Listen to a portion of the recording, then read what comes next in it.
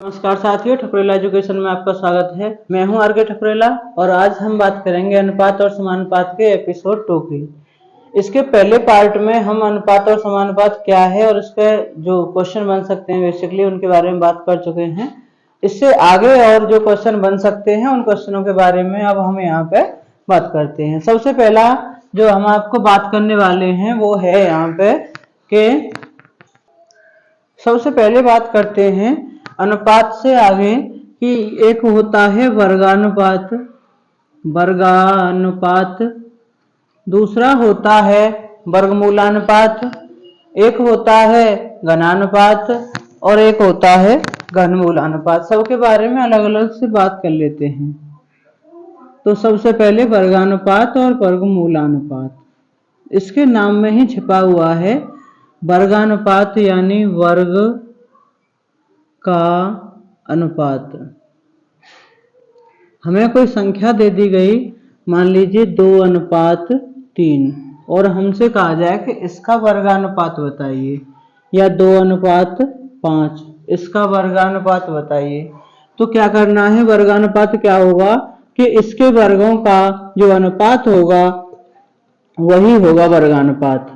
अब इसके वर्ग जैसे 2 है तो 2 का वर्ग हो जाएगा 4 और 5 है तो 5 का वर्ग हो जाएगा 25। तो इसका वर्गानुपात हो जाएगा 4:25। ऐसे ही वर्गमूलानुपात का मतलब है कि उसके वर्गमूल का अनुपात, कोई भी अनुपात दे रखा है उसके वर्गमूल का जो अनुपात है वही कहलाएगा वर्गमूलानुपात। जैसे हमें संख्या दे दी गई कि 16:35, इसका बताइए वर्गमूलानुपात। तो बहुत सिंपल है, क्या करना है, दोनों ही जो संख्याएं हैं उनका वर्गमूल निकाल देना है। 16 का वर्गमूल 4, इसे 36 लिखेंगे, पूर्ण वर्ग संख्या लिखेंगे, और 36 का कितना हो गया 6। इसे सरल करके हम 2:3 भी लिख सकते हैं, क्योंकि 2 का डिवाइड ज़्यादा दोनों में मासापा से भाग लगा देते हैं। इनका HCF यानी मासापा 2 है तो 2 दूनी 4 और 2 3 6। इस तरीके से इनका वर्गमूलानुपात हो जाता है 2:3। आगे हम बात करते हैं घनानुपात की। घनानुपात, जैसा कि इसके नाम से पता चल रहा है हमें कि घनानुपात का मतलब है कि घनों का अनुपात। जैसे वर्ग का अनुपात है वैसे घन यानी कि क्यूब। संख्या दे दी हमें 2:3 और हमसे कहा जाए कि इसका बताइए घनानुपात, यानी उसका घन कर दीजिए दोनों संख्याओं का।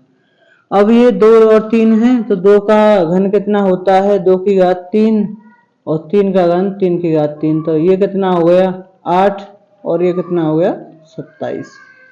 तो 2 का और 3 का जो घनानुपात है वो कितना हो गया 8:27। इसी प्रकार घनमूलानुपात यानी उसके घनमूलों का अनुपात। घनमूलों का अनुपात भी ऐसे ही निकाला जाएगा कि जो भी पद हमें दे रखे हैं उन पदों का हमें क्या निकालना है, घनमूल। जैसे हमें दे दिया जाए कि 27:343, इसका बताइए घनमूलानुपात। तो इनका घनमूल निकाल देना है हमें। 27 का घनमूल क्या होगा 3 और 343 का घनमूल क्या होगा 7। तो 27:343 का घनमूलानुपात हो जाएगा 3:7। इस तरीके से इनमें से कोई भी क्वेश्चन आपसे पूछा जाए तो इस तरीके से आप कर सकते हो। एक होता है विलोमानुपात। विलोमानुपात, विलोम प्लस अनुपात, यानी जो संख्या दे रखी है उन्हें विलोम कर दीजिए तो वो हो जाएगा विलोमानुपात। जैसे कि आपको दे दिया A:B, हमसे कहा जाए कि इसका विलोमानुपात बताओ। तो A:B का आप विलोमानुपात लिखेंगे तो ये हो जाएगा आपका B:A। ठीक है, और आगे बढ़ते हैं। अब इस पर कुछ क्वेश्चनों की बात करते हैं जो बेसिकली क्वेश्चन बन सकते हैं। कल इस टॉपिक पूरा नहीं हो पाया था ये टॉपिक, इस पर कुछ क्वेश्चन रह गए थे, उन्हें कंटिन्यू करते हैं आगे। जैसे इसमें क्वेश्चन बने कि 4:5 का घनानुपात क्या होगा।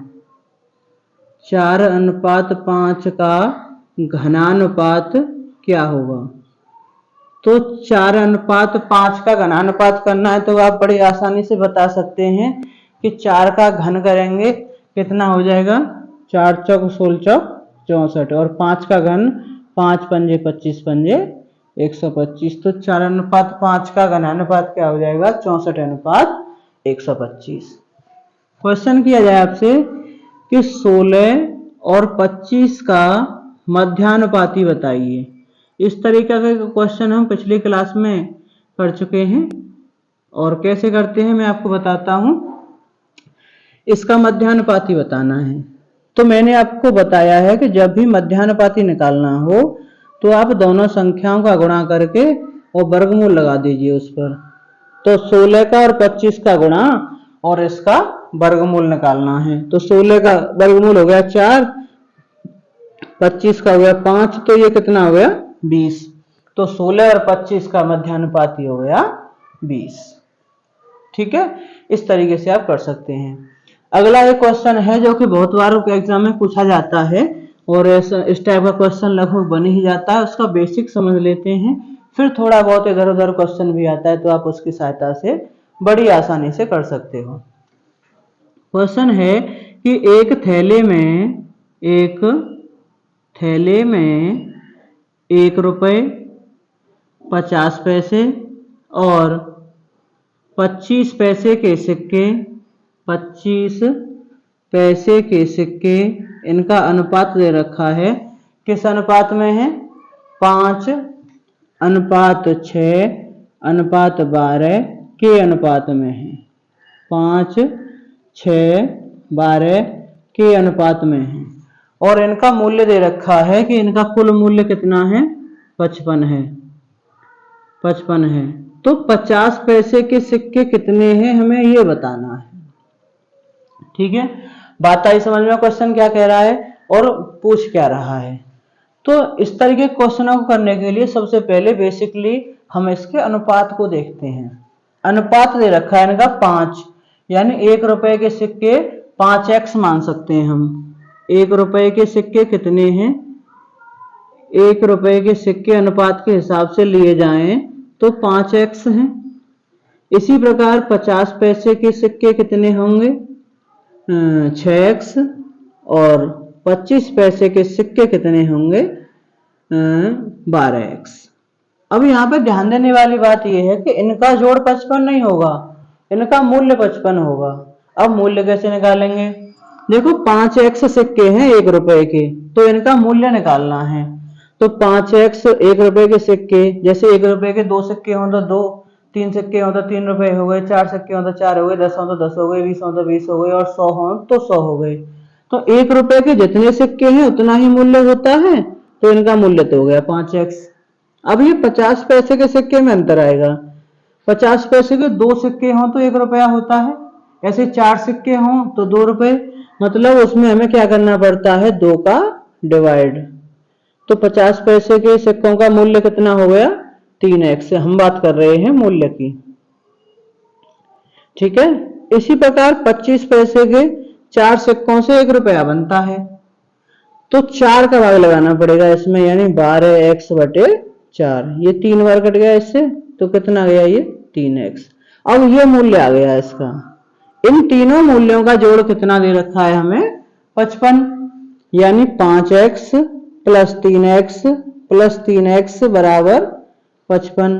5 और 3 8 और 3 11x बराबर 55। तो x बराबर कितना आ गया, 5। x बराबर 5 है। आपसे कोई भी पूछा जाए, ये सिक्कों की संख्या है, कोई सा भी निकाल सकते हैं। 1 रुपए के सिक्के कितने हो गए, 25। 50 पैसे के कितने हो गए, 30 और ये 12 पंजे 60। ये सिक्कों की संख्या हो गई। हमसे पूछा क्या गया है, 50 पैसे के, तो आंसर हो गया हमारा 30। ठीक है, इस तरीके के क्वेश्चन आपको और भी संख्या बदल बदल के कई सारे दिए जा सकते हैं। अगर आपका बेसिक क्लियर है, ये बातें आपको पता है, तो आप कोई सा भी क्वेश्चन कर सकते हैं बड़ी ही आसानी के साथ। अब आगे बढ़ते हैं, अगले क्वेश्चन की ओर चलते हैं। अगला क्वेश्चन है, यहां दे रखा है 2:3, x अनुपात y दे रखा है 2:3 और ज्ञात का करना है। 3x² प्लस वाई और अनुपात में 3x² माइनस वाई। x अनुपात y दे रखा है, x और y की तो वैल्यू नहीं दे रखी है। जब भी ऐसा क्वेश्चन हो तो यहां से हम एक की x की या y की वैल्यू ज्ञात करके इसमें लगा देंगे, फटाक से आंसर आ जाएगा। क्योंकि x अनुपात y का मतलब है x/y और 2:3 मतलब 2/3। तो x की वैल्यू क्या हो जाएगी 2y/3। तो यहाँ पे लगा देना x की जगह पे 2y/3। 3 तो ऑलरेडी लिखा हुआ है, x की जगह पे लगाया 2y/3, तो ये हो गया इसका स्क्वायर प्लस y। क्यों लगा रहे हैं इसे कि दोनों संख्या एक ही राशि में हो जाए और अनुपात में पता चल जाए। तो 3 ऐसे ये हो जाएगा 2y/3 का स्क्वायर। गुणा चाहें तो लगा सकते हैं, न चाहें तो कोई आवश्यक नहीं है। ये हो गया 3, ये हो गया 4y/3, sorry 4y/9 plus y, और ऐसे ये हो जाएगा 3, 2y का स्क्वायर 4y स्क्वायर और बटे 3 माइनस y। तो यहां से जब इसे सॉल्व करेंगे तो ये हो जाएगा 3 चौक 12y² प्लस 9y, और ये हो जाएगा 3 चौक 12y² माइनस 9y। ठीक है, इस तरीके से इसे हम लिख सकते हैं। इससे आगे सॉल्व करेंगे। पहले यहाँ पे एक स्क्वायर लिखने के लिए रह गया है कि ये स्क्वायर है, यहाँ पे ये छूट गया गलती से, इसे लिख लेंगे। ठीक है, अब देखिए यहाँ पे 12y² 9y² कितना हो गया 21y²। इसी प्रकार 12 में से 9 गए तो ये कितना हो गया 3y²। अब जो कॉमन संख्या उसे हटा देते हैं, तो 3y² यहाँ से कॉमन है, तो यहाँ से क्या बचा 7, यहाँ से क्या बचा 1, तो इसका अनुपात आ गया 7:1 और यही आंसर हो जाता है। ठीक है, एक और अच्छा क्वेश्चन है, चंद्रमा और पृथ्वी को लेकर के क्वेश्चन दिया गया है कि चंद्रमा का जो व्यास है, चंद्रमा का व्यास पृथ्वी के व्यास का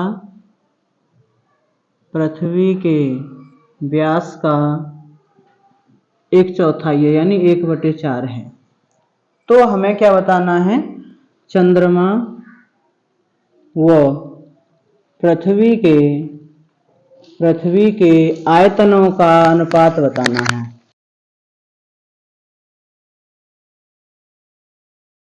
आयतनों का अनुपात, चंद्रमा और पृथ्वी के आयतनों का अनुपात क्या दे रखा है, व्यास।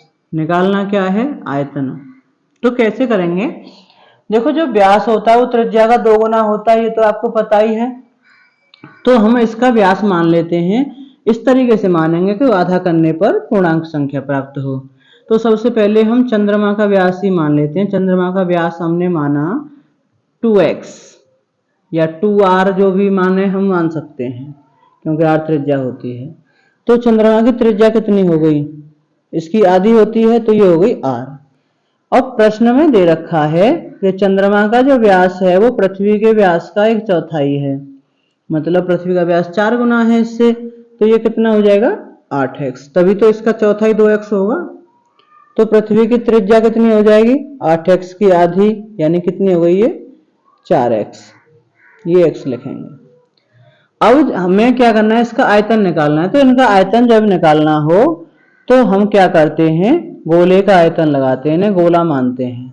चंद्रमा का आयतन बटे पृथ्वी का आयतन, तो गोले का आयतन क्या होता है 4/3 पाई r³। तो 4/3 पाई, और r कितना है इसका x है चंद्रमा का, और पृथ्वी का कितना है 4/3 पाई, और ये है 4x का होल क्यूब।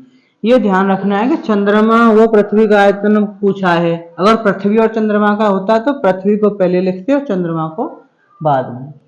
मोस्टली विद्यार्थी इसे आते हुए भी गलत करके आते हैं, इसी चीज को सबसे ज्यादा ध्यान से रखना है। यहाँ पे अनुपात जो पहले दे रखा है उसे पहले, और जो पीछे दे रखा है उसे पीछे।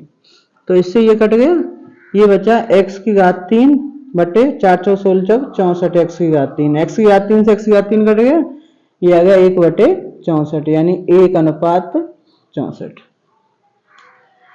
आज की क्लास में ये इतना ही। उम्मीद करता हूँ आपकी समझ में आया होगा। वीडियो अच्छी लगी हो तो लाइक करेंगे, शेयर करेंगे। बहुत बहुत धन्यवाद।